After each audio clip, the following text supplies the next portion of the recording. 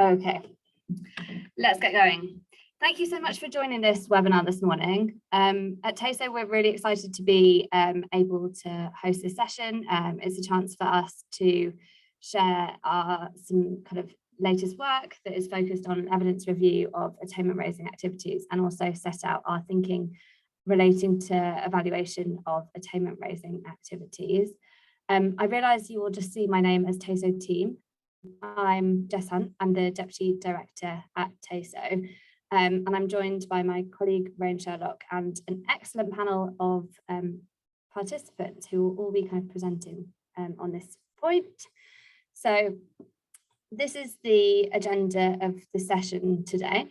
It's pretty jam-packed, so each of the panel members will speak for about 10 minutes, and then we want to allow a fair amount of time for Q&A at the end. So we will start off with Rain, the evaluation manager at TASO, talking about TASO's latest work on attainment raising, which spans an evidence review, which is newly published, and some ITTs that are live as of today. Then we'll hand over to Charlie Leyland, the APP manager at the OFS, to talk about variations to APPs. Then we have Anna Anthony, a senior analyst at HEAT, talking about how to measure Key Stage 4 attainment and how HEAT is set up to enable that. And then finally, we have Sonia Ali from the University of Cambridge, talking about a project that the Brilliant Club and Cambridge are running in partnership with TASO, looking at how to measure intermediate outcome measures. And then, as I say, we have a fair amount of time for Q&A. So please continue throughout the session. Feel free to drop any comments or questions you have in the Q&A. These might be questions that are specific to different panel members or more general. Either way, I will channel the questions as appropriate at the end. You will have to add questions to the Q&A box for this as it's a webinar format, so we don't have scope to ask them live.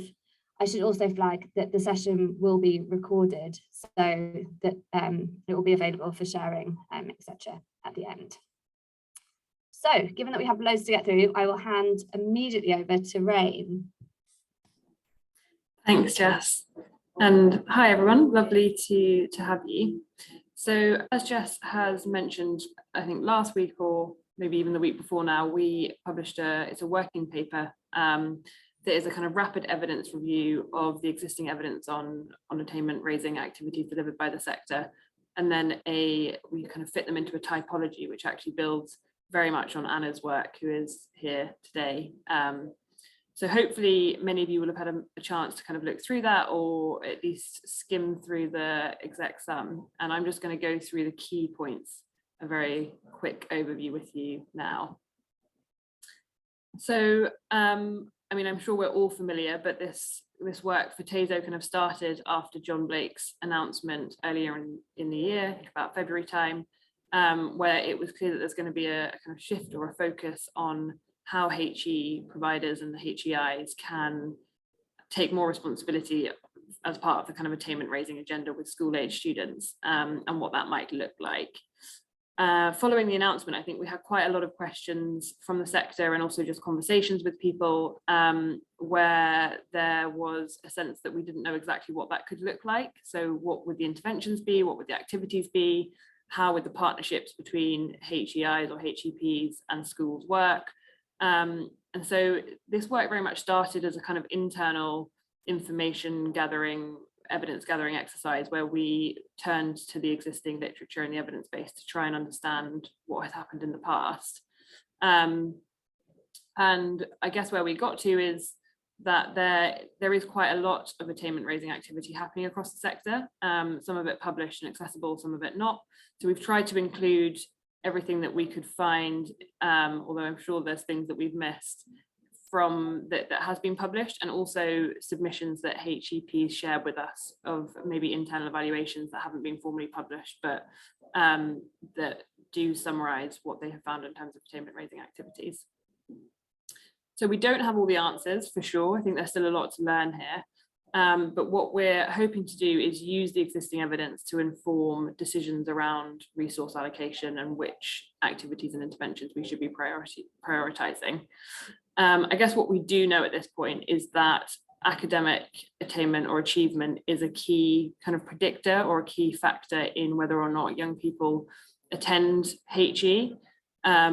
And unsurprisingly, this becomes a kind of really important piece of the puzzle for TASO, and I think for all of you in the sector as well, as obviously our kind of key mission is to reduce inequality gaps in access to HE. So this kind of question mark over attainment raising is really important, and I hope the working paper that we've published will be one way to help us navigate that.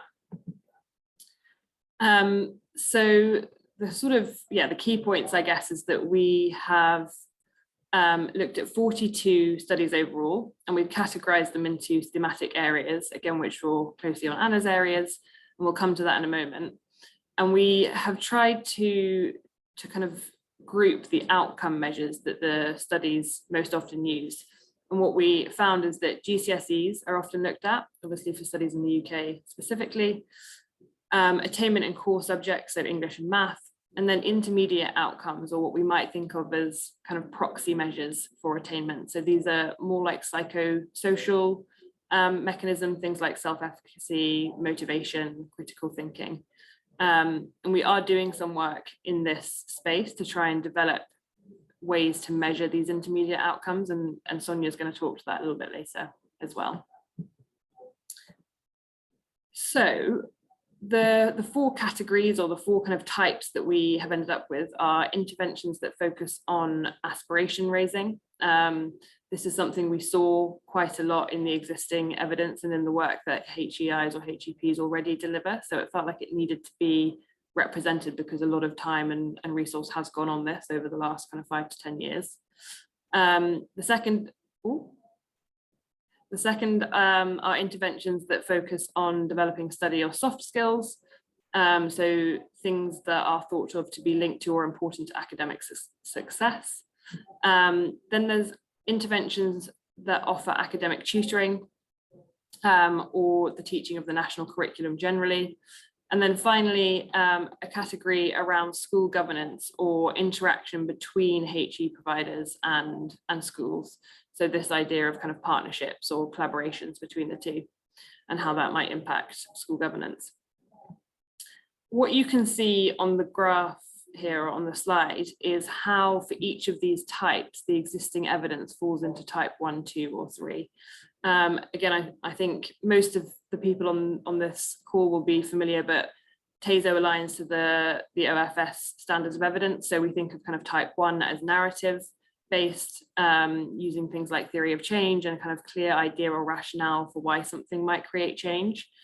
Type 2 is moving up the scale a little bit. So this is what we think of as empirical query. And I think we're getting better at this. So we use data in more sophisticated ways. We often see kind of comparison groups, although may not be kind of true control groups. And then type 3 is what we think of as causal evidence, or allowing us to infer causality. And this is where we have kind of true control groups and typically things like RCTs or QEDs. And you can see from the graph that the amount of type 3 evidence, that kind of causal evidence, is I guess it's most prominent for the tutoring, the kind of teaching of the national curriculum category, and everywhere else it's lacking. So just a very quick overview, and obviously the working paper does give this in more detail, but for each of the 4 categories, we have tried to indicate what the sort of activities were that HEIs or HEPs were currently delivering, and what the kind of headline impact is at the moment, given the evidence that we've reviewed. So for aspiration raising, this was things like open days, campus visits, taster sessions, things that you might see in a kind of multi-intervention program or in standalone. And we have found that the evidence for this is very weak. So there's not yet any sort of established causal link between aspirations and attainment. The second category then, so this idea of developing kind of soft or study skills. So this is things like critical thinking, essay writing, metacognitive strategies. And we have found that there is emerging evidence here, so that there's an impact on, the impact on pupil attainment hasn't been kind of fully evaluated, but there is little pockets of what we might call evidence of promise. So improving something like critical thinking or metacognition is linked to attainment, but definitely more evidence and more causal evidence needed. Oh. So our third category then is the teaching of the national curriculum. I think most commonly thought of as tutoring, or at least in the evidence that we reviewed and from the conversations we had with providers, they were thinking of it as delivering tutoring in some way. Lots of variance in terms of who the tutor is and what the relationship between the tutor and the school pupil might be. Often it's a university student, sometimes it's a professional teacher, sometimes it's neither. And that is important, but regardless, this is definitely where we see the strongest evidence at the moment, and that's both in the UK and from a more international evidence base. So there is literature that suggests a kind of strong causal link between academic tutoring and increased attainment or attainment later. And then finally, this school governance category. So this is the idea of kind of partnerships or sponsorship. And again, at the moment, the evidence here is quite weak. There isn't a lot of evidence, I should say, which obviously doesn't help, but it tends to be type 1 or 2, so this sort of narrative based with some data collection, but definitely not yet tipping into any kind of type 3 or causal study. So this feels like an area that would need a lot more evaluation and research to be able to have a clear idea of whether or not it works as a mechanism or intervention. So the report sets out 4 key recommendations. The first recommendation is that we feel we need better and more theories of change for attainment raising activities and interventions. And Jess will come to this a little bit later, but TASO are going to be offering support to HE providers to develop and build these theories of change with a member of our evaluation panel, so to have some independent evaluation support. But we encourage this regardless across the sector. I think what we really need to see is the narrative and the rationale behind why we think the activities we're delivering could lead to a change in attainment. We also need more type 3 evaluation. Unsurprisingly, from the graph that you can see, it definitely feels like we don't yet have enough studies or enough evidence, and definitely not enough type 3 to be able to draw conclusive recommendations around what works and kind of roll out activities in a blanket way. Measuring intermediate outcomes and using validated survey scales. So obviously attainment itself, so looking at GCSE or kind of key stage 4 grades, are one way to measure the impact of our interventions on attainment, but intermediate measures, so back to this idea of things like academic self-efficacy or metacognition, are a really good way to measure the kind of intermediate change, so the shorter term change. But it is really important that we use consistent and validated scales, because otherwise we won't be able to have a neat kind of comparison of how it's working across the sector and across different interventions and different providers. And again, we'll speak to this a little bit more later. And then finally, it would be great to kind of have more sharing, I guess, around what we are doing, both in terms of the interventions that we're designing, the activities that we're delivering, but also evaluations that we're doing in our own little pockets about how that's working and how it's playing out. And we did kind of ask for evidence from the sector as part of developing the typology, and that is very much still an open offer. So if you're watching this and you think I have been delivering X activity and actually I do have some evidence that isn't reflected in the working paper, then please do share it with us, because the idea of a working paper is that we will update and kind of iterate with new and emerging evidence. So feel free to share. I think that takes us, I think that's me, and takes us to the next section. Thank you. Yes, now we're going to move over to Charlie, who's going to present on APP variations. Yeah, thanks, Jess, and thank you to Rain and all of the colleagues at TASO who've done incredibly quick and really helpful work on this, which is very, very timely. So good morning, everyone. I'm Charlie Leyland. I'm the Access and Participation Plan Manager here at the Office for Students, which is the independent regulator of higher education in England.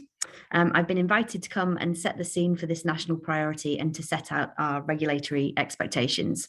So as Rain talked about, the government wrote to us in November of last year, setting out its strategic guidance for the future of access and participation plans, in particular noting in light of the persistent gaps in access for underrepresented students and the impact of lost learning during the pandemic, that pre-16 raising attainment should be a national priority, which higher education providers are expected to support through their access and participation plans. So the new Director for Fair Access and Participation, John Blake, in February announced his strategic priorities in February of this year, including firstly raising attainment, so specifically developing, enhancing and expanding partnerships with schools and other local and national organisations to help raise the pre-16 attainment of young people from underrepresented groups across England. Secondly, significantly strengthening evaluation and sharing of that evaluation of interventions relating to access and participation. And this report, really backs up the importance of this. Thirdly, making access and participation plans more accessible in a way that prospective students and current students, their parents and other stakeholders can understand them.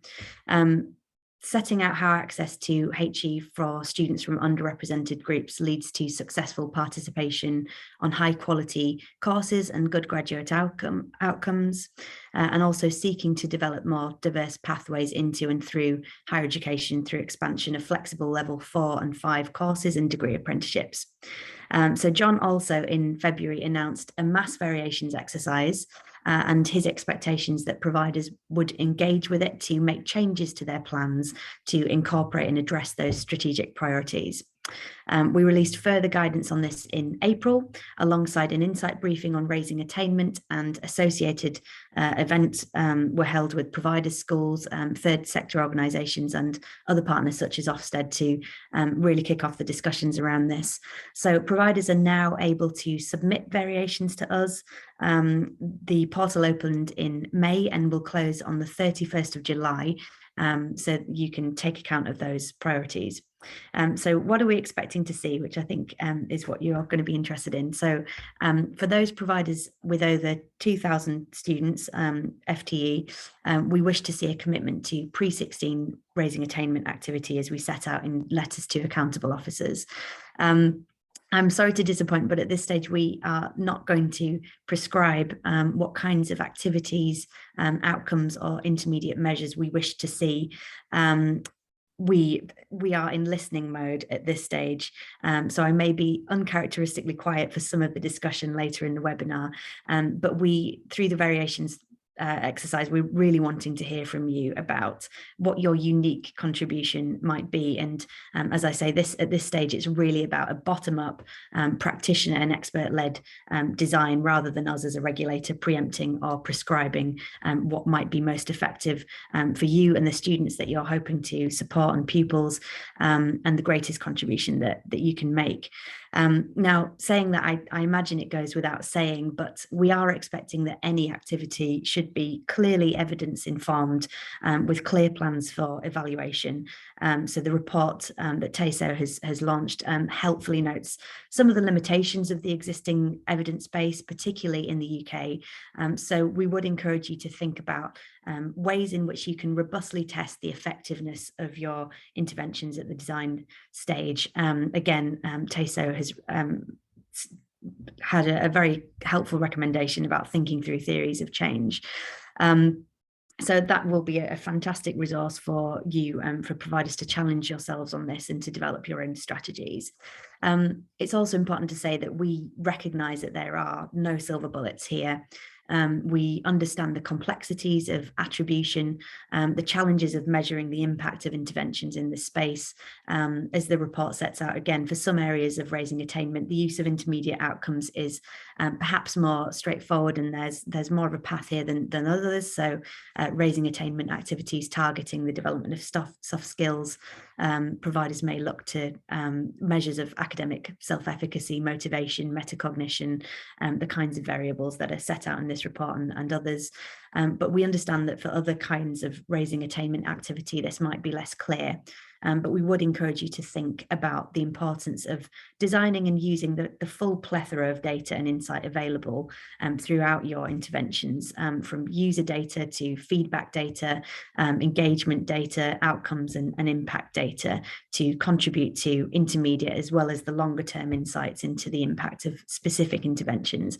And again, to really think about how you can share that so we can build that collective understanding across the sector about what works, but importantly, what doesn't work as well. And we want to have a really open discussion about this.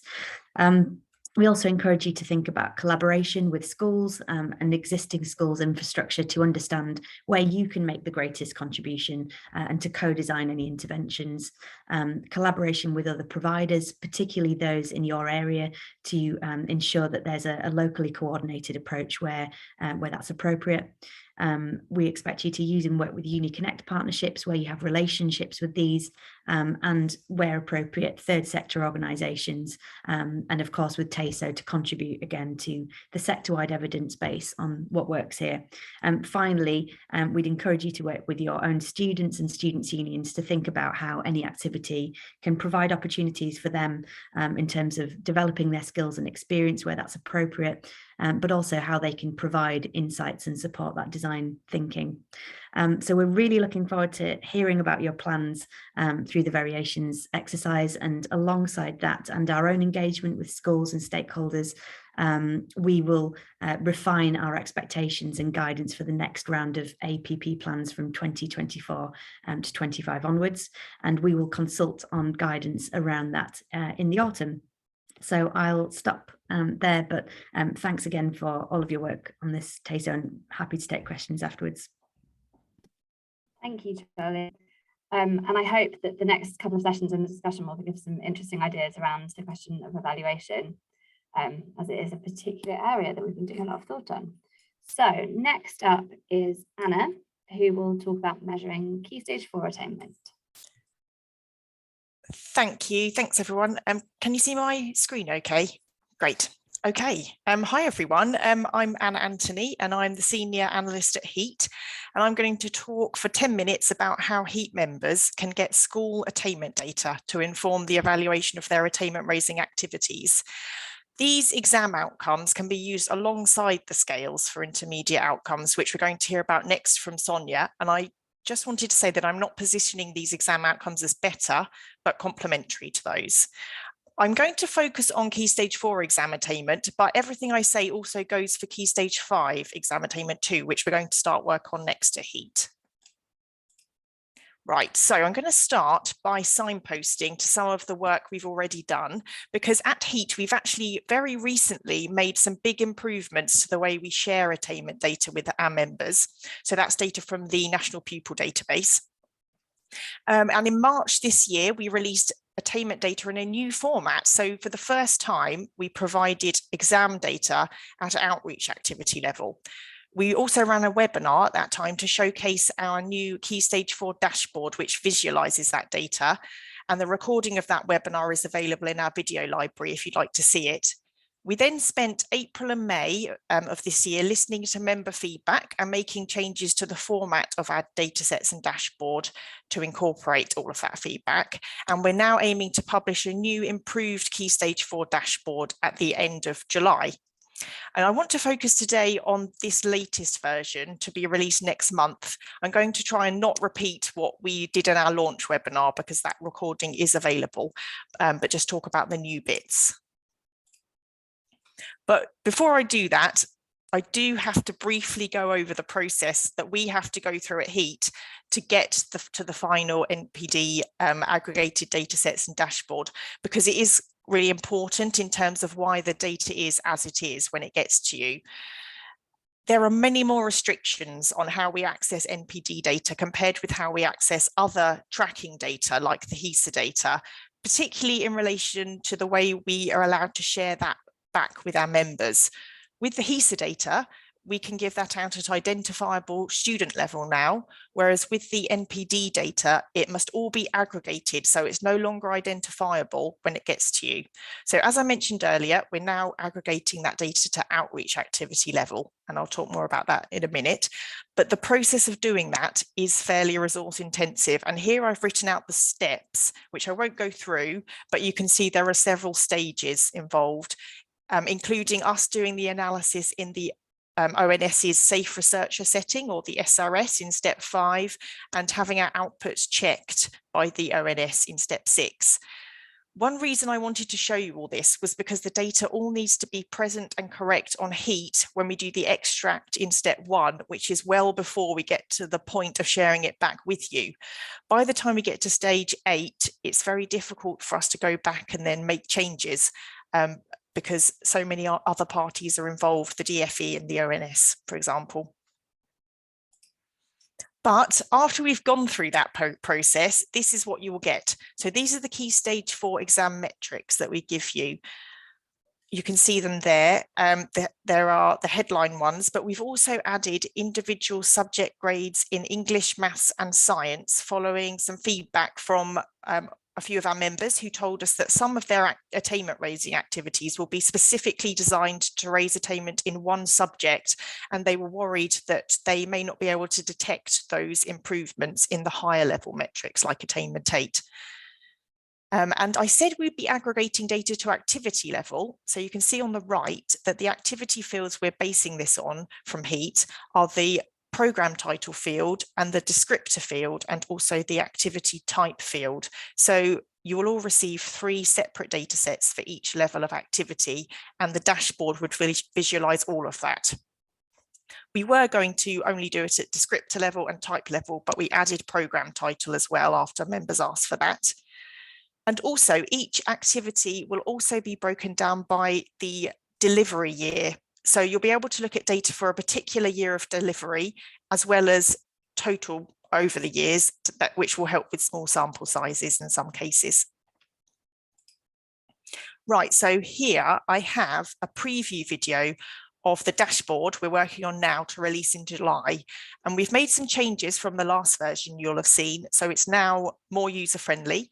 You'll see all of your descriptors or your program titles on the left, and then you just need to click on those to see the results for the participants registered to the activity on the right. And we're also presenting data separately for the control and comparison groups that you may have recorded using our new evaluation group field. So we've included a new slicer, which you can see there, where you can select the control or comparison group that you've recorded that you want to see. And then that changes the data in pink, which is for your selected comparator group. And we have included the local authority average, which you can see for all pupils and for disadvantaged pupils, for anyone who hasn't been able to record any bespoke comparison or control groups. But that is a weak comparison. Last year, we used the school average, which is better, but not without its limitations. But we don't have that for this cohort, as the DFE aren't publishing school level performance data for the COVID cohorts. So we've used the local authority average instead. But if you have been recording comparison and control groups, you'll be able to see that data here. And you can see on the screen, if you select comparison or control, the activities with those groups attached appear in the list on the left, and you can then select them to view their data in pink alongside that for your participants, which is in green and purple. It would be great to see more of our members collecting data on comparison and control groups via the evaluation group field, as that's how we're going to reach those strong type 2 and even type 3 standards of evidence. This is just an example of one of the sheets, but there will be multiple sheets for each of the different metrics and activity breakdowns. But hopefully this slide just gives you a flavour of what's to come. Right, so I just wanted to finish up by spending a minute talking about what this dashboard can tell us and how we can use it to inform robust evaluation. And when I say robust evaluation, I'm aiming for the Office for Students' higher standards of evidence, so the stronger type 2 and even the type 3. Nearly all metrics in the dashboard tell us about absolute attainment of our participants. So when we're thinking about evaluation designs, we don't have any sort of pre or post comparison with this data, as these exams are only taken once. So to strengthen the claims we can make from it, we really do need to have recorded data for comparison and control groups using that evaluation group field I mentioned earlier. But as that field is still fairly new to HEAT, we've also provided the local authority average, which I showed you, and that's based on where the participants live. And that's the comparison, although a fairly weak one, but it is useful context, and particularly comparing breakdowns by prior attainment at Key Stage 2. That is more insightful, as it can control for some of the differences in targeting in terms of prior attainment. And we know that prior attainment is highly predictive of future attainment. So at the very least, we want to make sure that that is similar between our participant and comparison group. But even after controlling for prior attainment, using an average like the local authority average or even the school average, when that's available again, it won't meet the Office for Students' higher standards of evidence, as it doesn't control for that selection bias that we all know is inherent in well-targeted outreach. So to sum up, this dashboard can be used to reach the stronger type 2 and even the type 3 evidence, but it does require you to record your own comparison and control groups first as part of a well thought out evaluation design. So please do start using that evaluation group field to do that. That's the end of my presentation. I hope you don't mind, but I have now got a shameless plug to do, which is for an article I've written in 1KHE about attainment-raising outreach. I'm going to post the link in the chat. So please, I'd love it if you could have a read of that and share your thoughts with me, either in the comment section or directly. Thank you. Thanks so much, Anna. Just a quick reminder for all participants. I think I saw a hand raised, but please do drop any questions that you have in the Q&A box. I don't think many people have dropped in questions yet, and so it's a really good opportunity to ask any of our panel members or TASO about anything that's being presented today. And next we have Sonia. So over to you, Sonia, to talk about the project that the Brilliant Club in Cambridge are delivering for TASO on survey validation.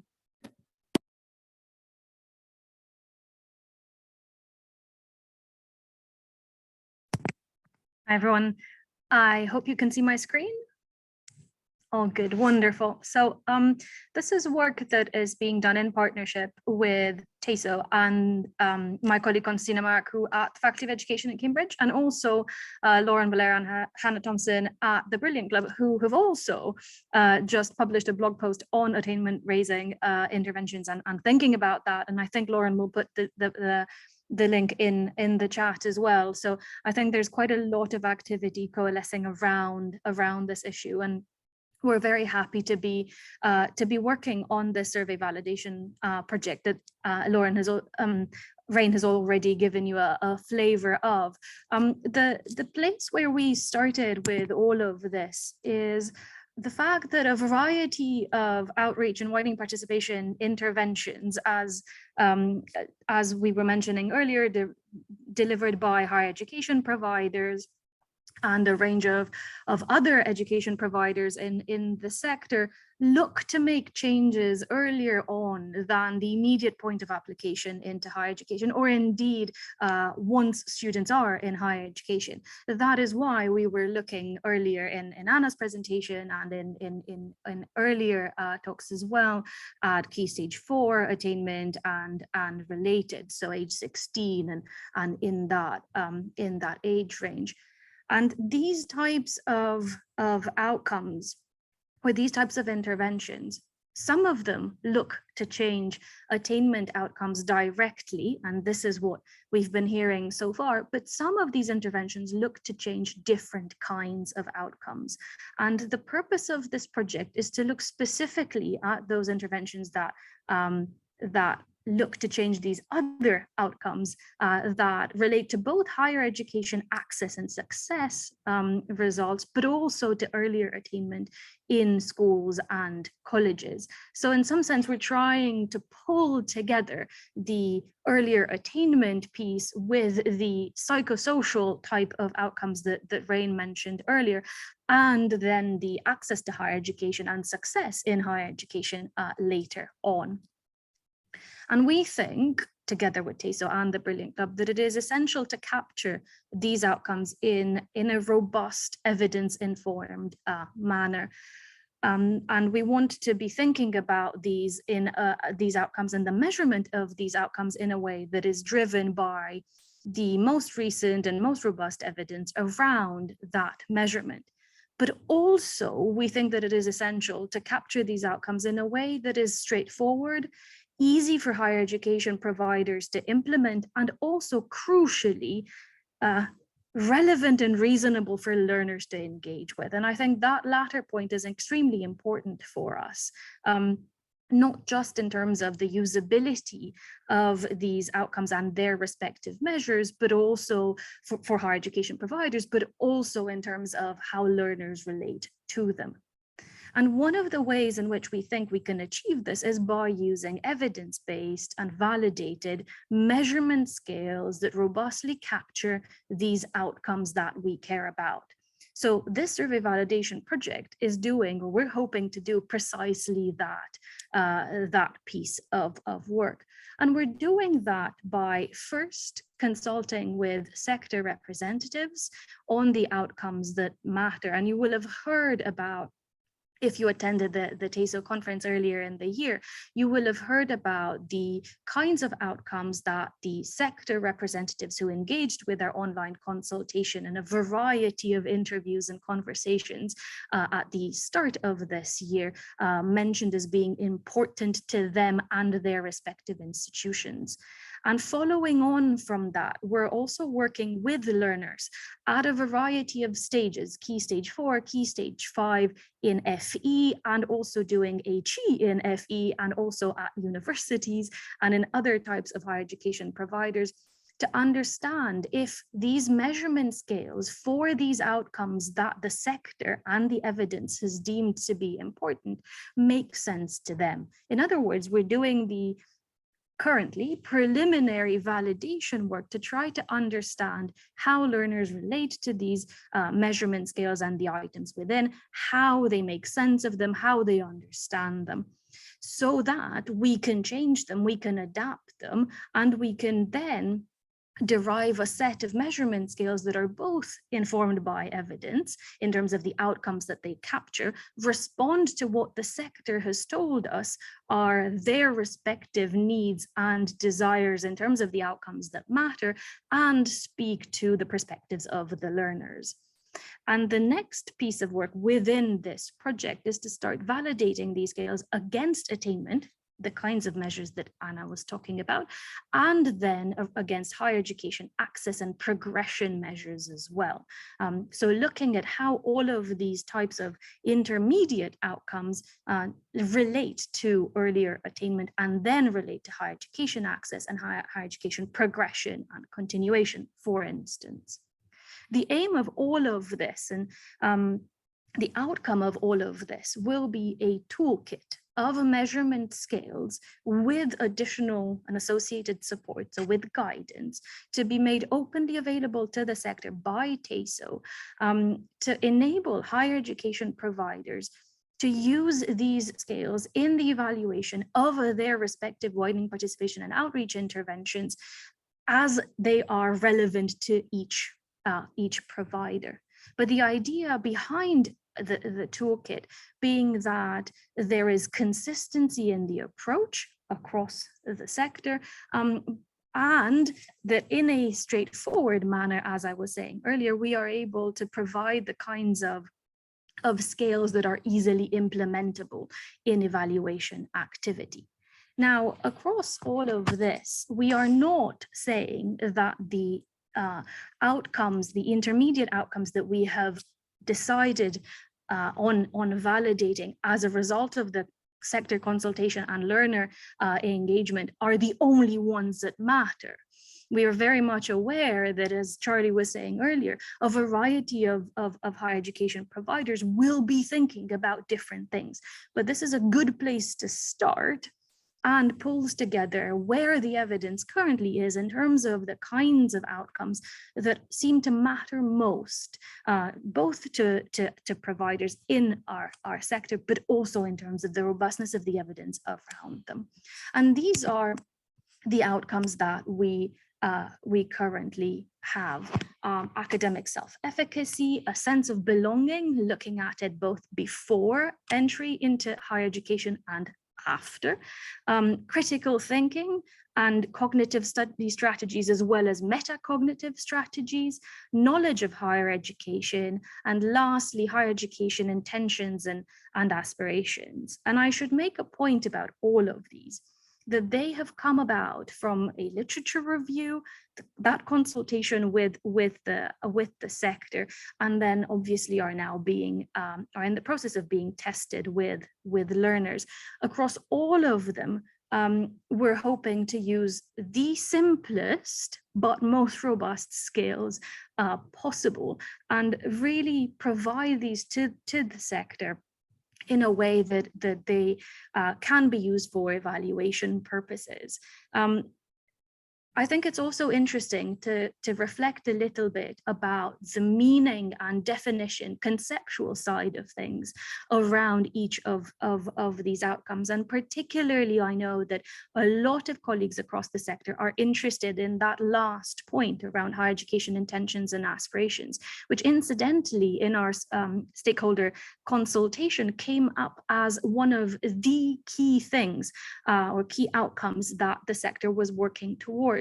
And to be very clear that when we're putting together that scale, or those scales rather, that capture both intentions and aspirations for our education, we're not thinking of these scales as measuring something that can go from low to high, or in any way thinking about what it would otherwise be called a deficit perspective. Instead, we're looking specifically to understand what seems to me to be emerging as a new way of thinking about aspirations, which feels like it's quite strongly related to academic self-efficacy, but self-efficacy in a going to higher education sense. So we're doing some work around that, and in our conversations with the wider sector, we're listening to what our colleagues, both academic and practitioner side of things, are telling us about that.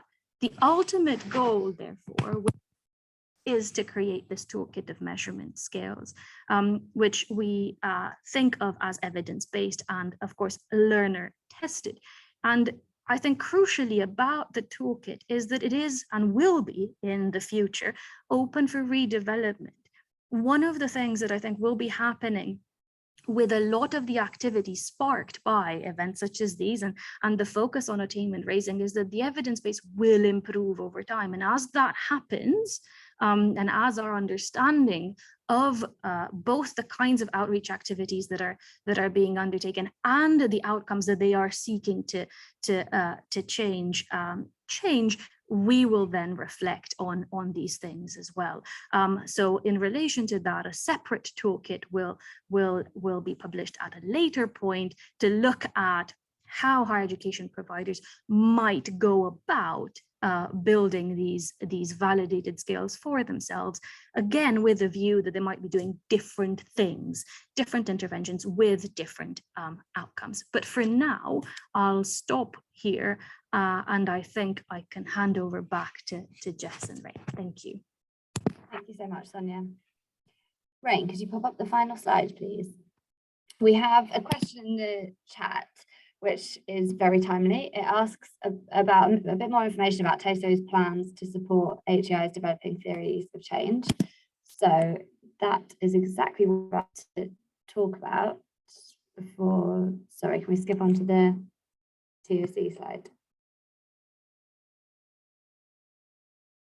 Very slick operation this. Thank you.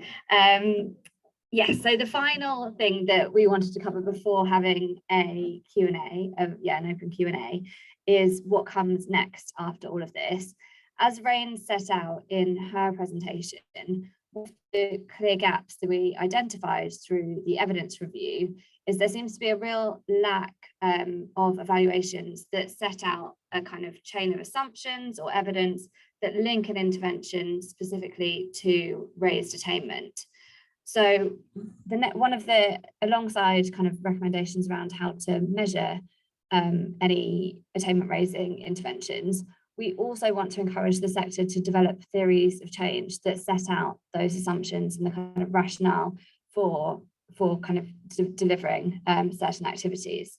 So to encourage the sector to do this, TASO has a live invitation to tender or call for partners, which Rain has just dropped in the chat, so you can view through there, where we are inviting HE providers who are already delivering attainment raising activities that sit within one of the 4 categories in our typology to apply to then be matched with a member of our evaluation panel. TASO has an external evaluation panel who will then work with the HE provider to develop a theory of change specific to that attainment raising activity.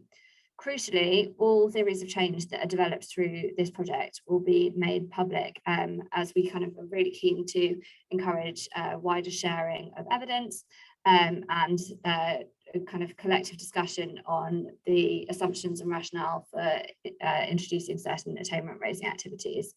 So we really would encourage anyone who is doing lots of activity or kind of currently has focused activities on attainment raising activity to apply to take part in that project, because we think it's a really good opportunity to help build the collective evidence base. So I hope that answers the question in the Q&A. I should also say that for anyone who perhaps is not ready to apply to take part in the project or is probably not selected to kind of go forward in relation to working with our evaluation panel partners, we do have resources that are available online on the TASO website to support the development of theories of change. So I would encourage people to review those as well separately to think about how they apply to your attainment raising activities. So thank you so much to all of our panel members. I'm now going to dive into the Q&A, and I think the first question that popped up related to your presentation, Anna, and whether there's any advice on how to build a comparison control group using the HEAT data.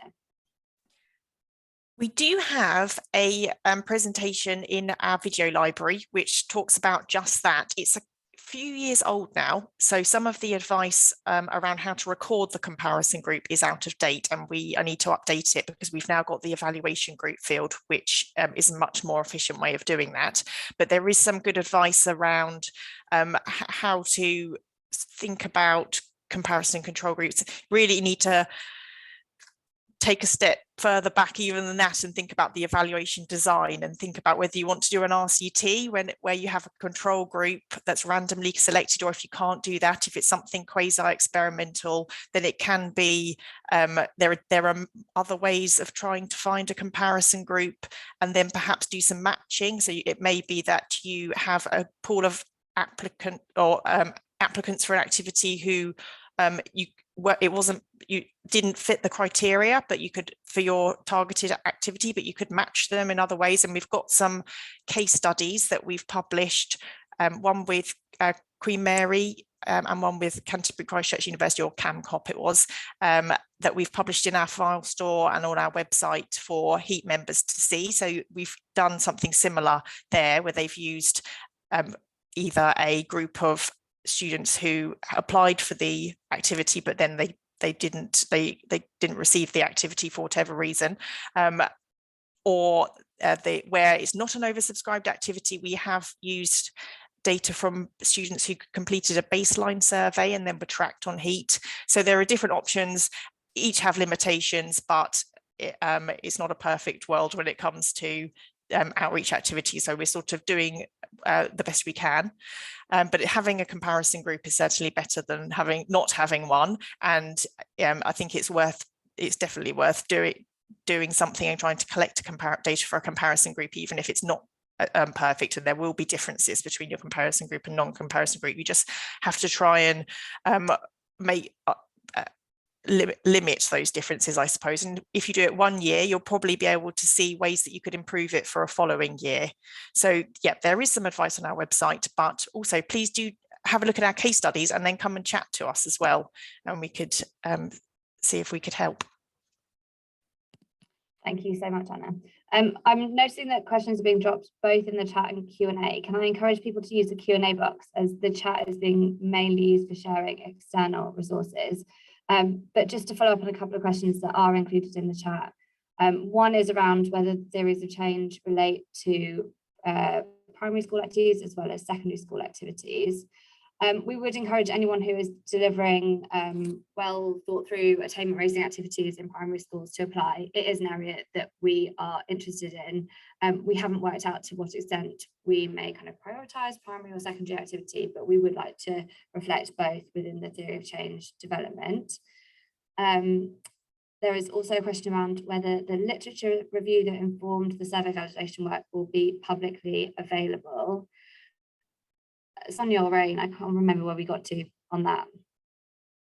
Sonia, I'll ask you. Oh, Rain, sorry. Okay. Sorry. So we haven't published we call it a kind of rapid evidence review rather than a literature review, which, I mean, they have similar meanings. But we haven't published the rapid evidence review that informed the survey validation work specifically.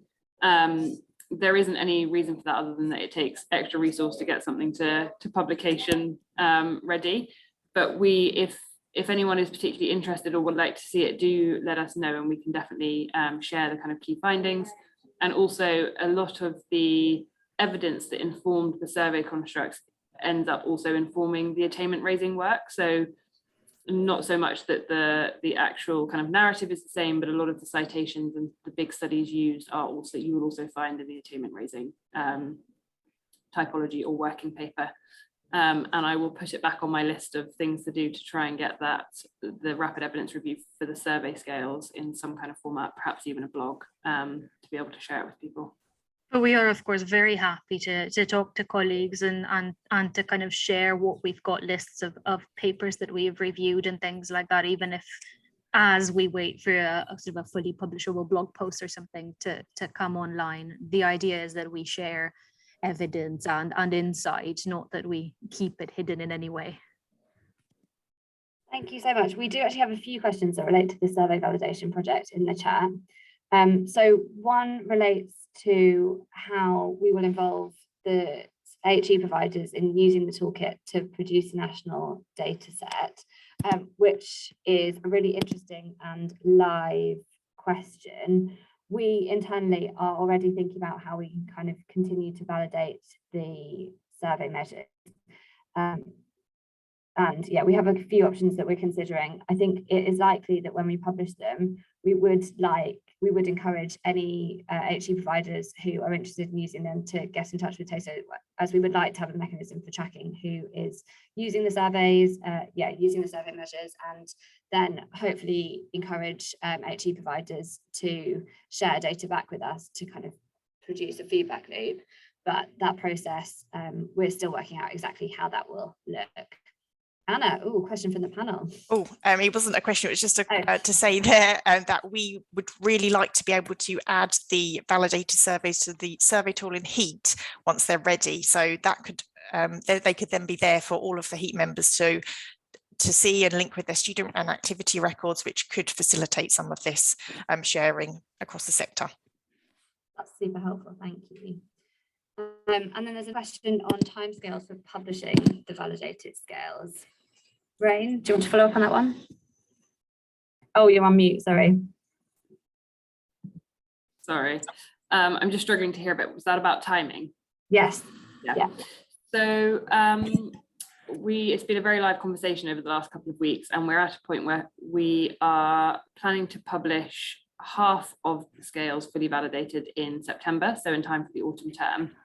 I won't go into loads of detail, although very happy to follow up with anyone who's interested, but essentially it takes quite a lot of time to validate scales because we need to collect all of the relevant data and kind of pilot the scales and test them and use them to be able to use that data to go back and do the factorial analysis that allows us to validate them. So yeah, you don't need to get caught up in the complexities, but essentially it means that we will focus on validating 4 in time for the autumn term.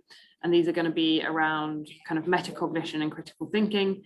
And then we will continue to work on validating the other 4 over the autumn term in time for January or the new year 2023.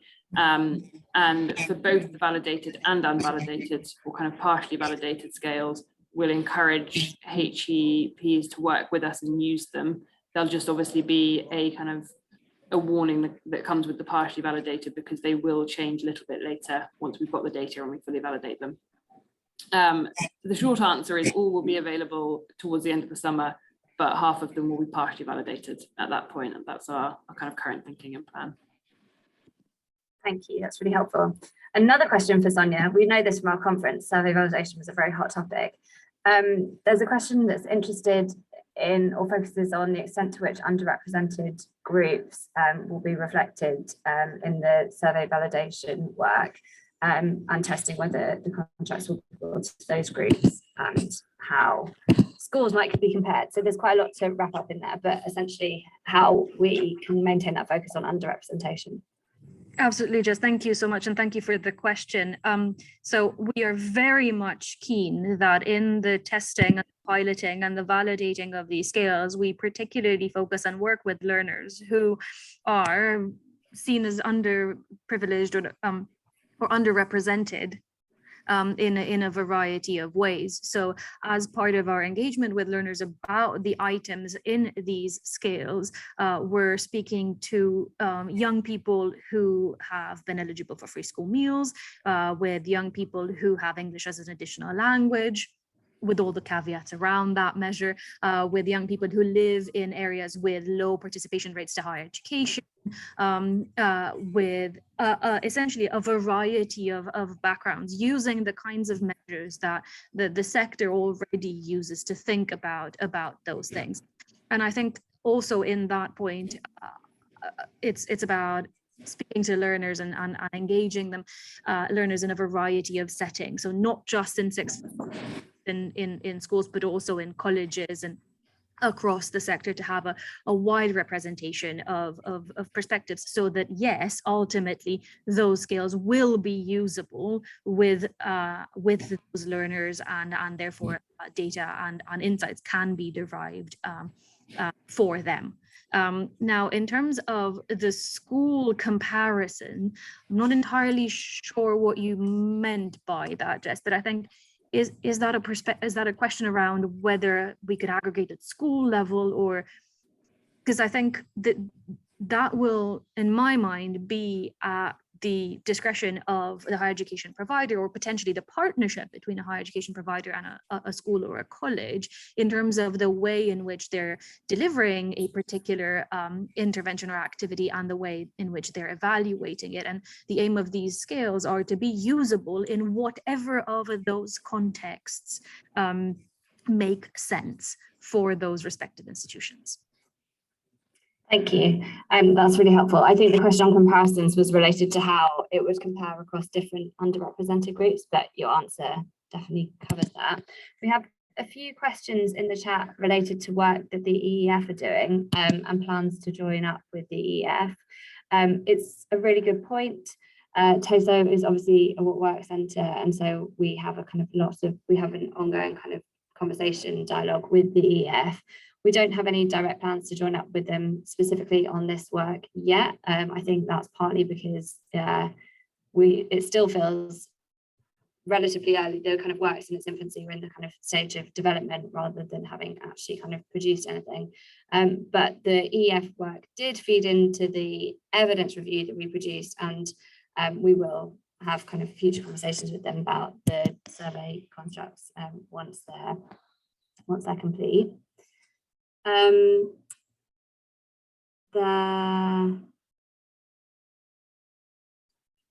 a question that relates to sharing current work and how universities should go about this. I think this probably relates to the evidence review typology and how we can kind of facilitate that feedback loop from the sector to TASO. We set out in the evidence review itself, which I would encourage anyone here to read, how that might look. Specifically, I think if you get in touch with the research team directly, I believe the relevant email address is included on the working draft, but I will double check that, and either get in touch to have a discussion with us or to share any kind of publications or kind of working documents. That is the best way to keep us in the loop on work that you are doing. We have a couple of questions that I've noticed in the chat. One related to whether the work relates to Northern Ireland institutions. TASO's remit is, it's a bit of a tricky line on that, actually. I mean, obviously we're funded by the OFS, which supports evaluation in English universities, but I actually think if you are working in a Northern Ireland institution and you're doing some interesting work on attainment-raising activities, we would love to hear more about it. And I don't think it would kind of include any involvement in the project, so please do get in touch. There's a question around developing theories of change for all types of activities or just those as a focus on specific outcomes. I'm not entirely clear what that relates to, but it possibly relates to black box interventions. In our evidence review, we set out that quite a few of the aspiration raising activities are currently delivered by HE providers, lump together quite a few different activities, which adds kind of complexity to any evaluation. I think for the purpose of the theories of change, we're possibly not looking at multi-intervention outreach and mentoring activities. That is largely because TASO has a separate project that is focused on those activities, which is focused on developing an evaluation framework and evaluating MyOn programs. But that's not to say if you were doing, that's not to say we're exclusively focused on including interventions that just purely involve kind of one activity and one outcome. So I hope that answers your question, but please do drop that in the Q&A if that's not what you're getting at. And then we also had a question around qualitative research, qualitative evaluation, and why our focus is more on quantitative work. I think this just relates to TASO's remit, really. I think TASO was very much set up to encourage the sector to develop more type 3 evidence. So evidence where you can generate a kind of a better understanding of the cause of any interventions. So have a kind of clear link between an intervention and an outcome, as that's crucial to the What Works agenda, and being able to kind of promote activities that have robust evidence about their efficacy. That's not to say that we don't kind of support qualitative evaluation alongside type 3 work or type 2 work even. Many of our projects include implementation and process evaluations, but I think one of the clear evidence gaps that came out of this project was related to that lack of type 3 evidence. And I think if the sector is going to kind of play a role in driving kind of change in relation to attainment raising, then generating that type 3 evidence is really key to that. Sorry, I've suddenly turned into just answering all the questions myself rather than handing over to people. I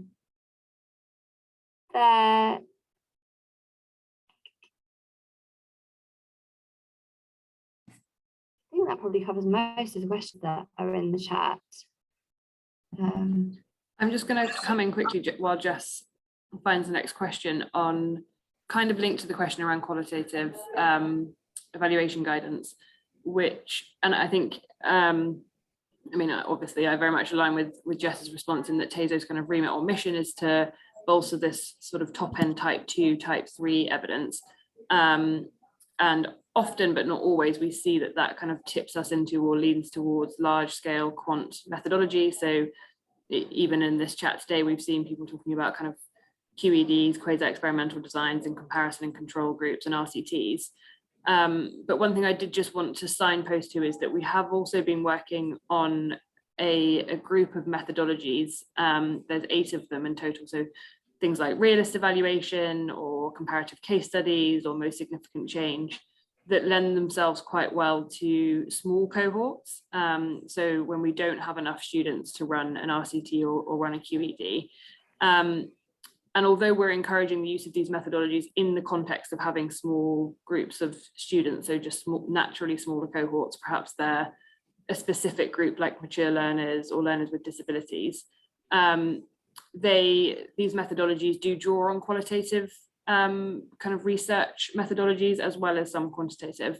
So if you're looking for more qual-esque methodologies and guidance, the small n work might help you, and that can be found on the TASO website in the same place as all the other guidance under the kind of evaluation section. We literally launched it this week, and it's launched in the sense that it's on the website, but we will be hosting a proper webinar and launch later in the summer as well. Just to signpost that, sorry, Jess. Oh no, that's really helpful. Thank you. There is another question in the chat that relates to the survey validation work and the extent to which there may be links or associations between concepts. So for example, aspirations or self-efficacy. And the question relates to the extent to which we can capture any mediating or moderating effects in future use of that survey. So I will hand over to you, Sonia, to answer that question, if that's okay. I think sorry, it just concludes with saying, how can we make sure that we are measuring the right thing? So I think that's an incredibly good question. Are we measuring the right thing? And I think it's one that, the sector will be needing to focus on for quite some time from now on. The reason we've taken the approach of kind of being driven by the evidence base and then consulting with the sector and then speaking to the learners is that so we could, hopefully get to the point where we are measuring the right thing with these scales. Now, whether the same, I suppose the same can apply to each specific intervention or activity, in the sense that that theory of change that Rain was mentioning earlier is important here. And I think that's for any activity. And speaking as an evaluator or with an evaluator's hat on, I think it's incredibly important to understand those potentially mediating or moderating phenomena that might be happening in the course of an intervention or participation in an activity.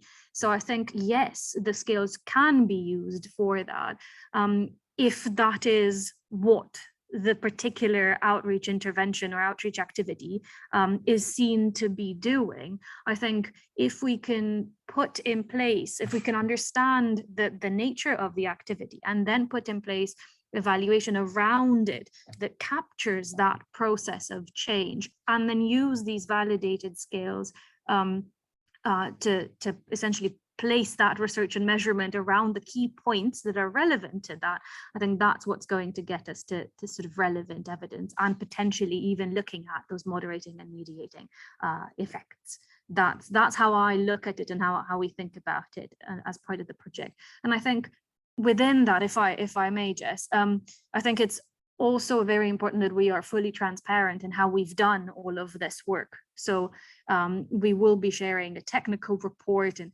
all of the information about how those scales were and will have been validated by sort of the autumn term, essentially, and how we will proceed from there, because I think that's always incredibly important for the sector to know. And again, to reiterate the point that these outcomes are probably not the only ones that will be relevant. They sit alongside the attainment measures that we've been talking about at the different levels, and then they will sit alongside other things that particular higher education providers will be focusing on because of the nature of the outreach and WP activity that they're engaging in. Thank you, Sonia. Yes, there is still a couple more questions on survey validations. One of the questions relates to whether there are any plans for tools, resources for other types of evaluation that possibly could be used in focus groups or qualitative interviews. We don't have any plans at the moment to extend the survey validation project in terms of into different tools. It's quite a kind of substantial piece of work. So we saw this as the kind of starting point in terms of trying to kind of work out measures that would be most useful to the sector and kind of most widely applicable. So I think it's a useful point because there's a follow-up question around kind of plans to develop surveys that relate to teachers and school leaders or parents and carers, which is really interesting. And we will think about kind of whether there's what future need there might be kind of for validated survey measures, but I think these constructs were prioritized as being the kind of most important in terms of how the sector currently operate in evaluating activity. And then there's quite a broad question actually around the cost of living crisis and the extent and its potential to widen attainment gaps, which is obviously a risk, and the extent to which HE providers should be planning new AP activity to respond to this. It's a kind of really tricky challenge, and one that's not dissimilar actually to kind of the risk of the pandemic in widening attainment gaps. We would, from TASO's perspective, my personal view is that kind of a key starting point is to really identify what works, which practices are most evidence-based and show most promise in terms of supporting increased attainment, because really the most effective way to reduce attainment gaps is to identify what works and to be able to scale up those practices. I think if there are challenges that are specific to the cost of living crisis, that's definitely key to identify them and think about how they could be tackled in the longer term. But I think particularly relating to gaps around attainment, I would hope that any measures or interventions that have been proved to be effective at reducing those gaps would be applicable to a kind of context in which additional kind of further gaps may be emerging. I don't know if you have any further thoughts on that, Anna, related to your PhD and the work that you've done in this area. It's quite a broad question, tricky question. Not really. Unfortunately, my PhD kind of probably fortunately, actually, it predated COVID, because it meant I didn't need to, it didn't get confused by all of that, but it is a tricky question. But I think I would just agree with you that it's probably important to focus on understanding or improving our understanding around what works in terms of the outreach we're delivering. And then that could be then part of the solution of improving the situation for disadvantaged people, young people that will have suffered more during the pandemic. Thank you. And then we have time, I think, for this last final question on survey validation, which is around whether the questions in the survey, the validated survey, will be included both open and closed questions. Sonia, do you have an answer to that one? Thank you, Jess. At this point, we are looking at exclusively, I suppose, closed questions or rating scales of a variety of kinds. And those are including things like the sort of standard Likert scales that people are used to, frequency scales. But the idea is that, of course, all of those will be tested with learners down to the point of actually engaging with the wording of the response options and going back to the original scales that we are drawing on and whatever we develop new as part of this work. They will be closed at this point, but what we're hoping to achieve with the testing that we've got in place with the learners is that those response options are as relevant and as clear as possible to the learners themselves, which is incredibly important for valid measurement. Thank you so much. And on that note, we're at time now. So thanks to all participants who attended today, and thank you so much to our panel members. That was a hugely kind of wide-ranging and interesting discussion. So thank you so much for your time this morning. Final comments for anyone attending are that I would really encourage you to both review the review typology that is now published on the TASO website, and also to look into the ITT that we have published for HE providers. So if you think that that is a project that you might be interested in working with us on, please do apply. Thank you so much.